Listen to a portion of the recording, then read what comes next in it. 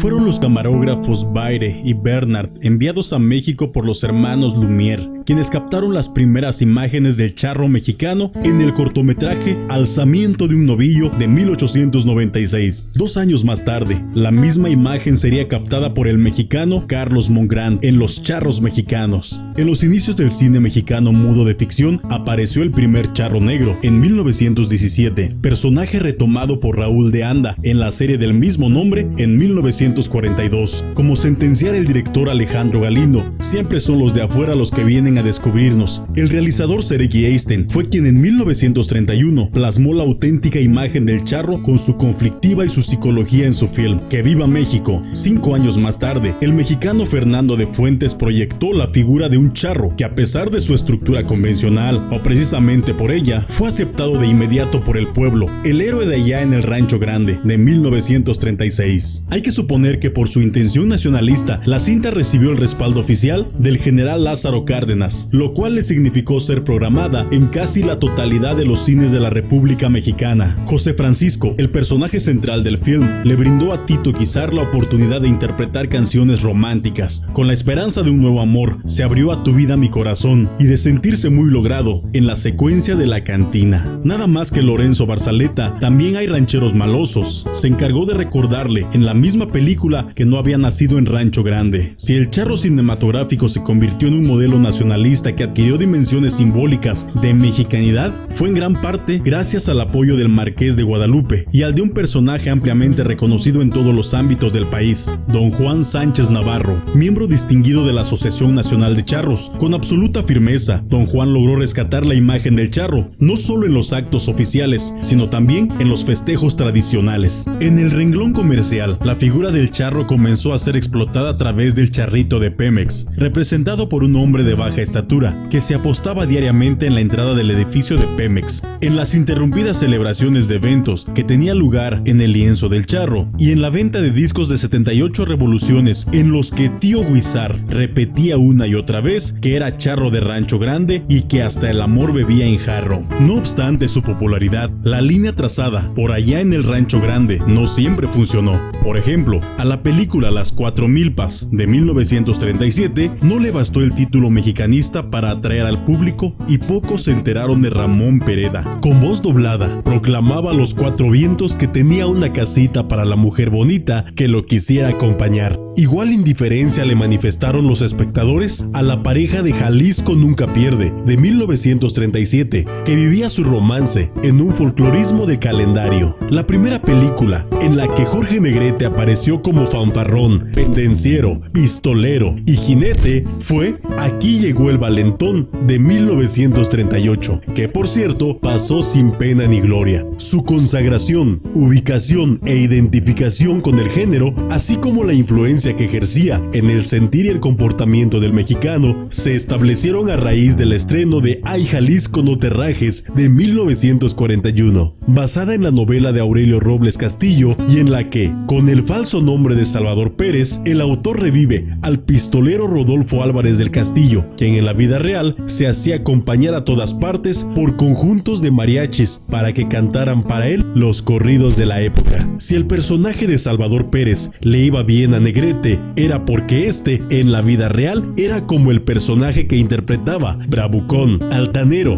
autoritario, apuesto y retador. Me he de comer esa tuna, aunque me espine la mano. Así fue con y por Salvador Pérez que Jorge Negrete ingresó al mundo de la mitología. Si el mexicano comenzó a admirar, a respetar y a identificarse con Negrete, fue porque siempre quiso ser como él. Lo anterior se confirma en la encuesta realizada entre las amas de casa de aquel entonces. Muchas de ellas afirmaban que les hubiera gustado tener un hermano como Jorge y que sus hijos llegaran a ser como él. Basta recordar que durante muchos años los niños iban a las fiestas de fin de curso disfrazados de charros y con un mechón de pelo absurdamente engomado del lado derecho de la frente. El propietario del restaurante, El Taquito, comentaba que a partir del éxito de Negrete se incrementó en forma notable la venta de tequila, ya que Jorge lo tomaba en todas sus películas. Además, los turistas siempre incluían en sus menús los frijoles charros. Para entonces, la estación radiofónica La Rancherita de Cuadrante elevó su rating. Los mariachis de Garibaldi empezaron a lucir un vestuario más sofisticado y los actores extranjeros que se incorporaban al cine mexicano usaban el traje de charro por muy argentinos que fueran. Tal es el caso de Luis Sandrini en la película Yo soy tu padre de 1947, en la que inclusive imita a Negrete.